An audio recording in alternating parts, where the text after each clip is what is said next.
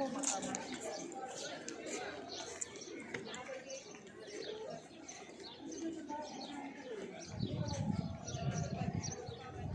सलमान दोदा, आप देख रहे हैं मेरा YouTube channel TTV Salman Doda. तो जी नाज़रीन, इस वक्त मौजूद हैं कर्नल मनाज़ुल मीकात पर। यहाँ से जो है हुज़ूर सल्लल्लाहु अलैहि वसल्लम जब ताइफ से वापस हुए तो यहाँ पर आप सल्लल्लाहु अलैहि वसल्लम ने उम्रे का एहराम बांधा था।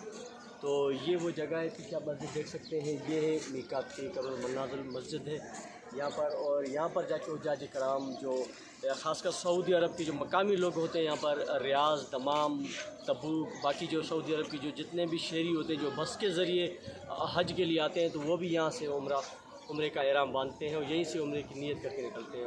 और जब हम पाकिस्तान और हिंदुस्तान और बांग्लादेश से आते हैं, जब हम रोड अपना जहाज़ में ऊपर जब जहाज़ में ऐलान होता है कि अभी मीकात आने वाला है, उम्रे की नीयत कर लें, तो यहीं से ऊपर से जहाज़ गुज़र रहा होता है। तो यही वो जगह होती है, यहाँ से जहाज़ गुज़र रहा होता है, तो यहाँ से हम जो ना मीकात एहराम का नीयत करते हैं उम्रे की।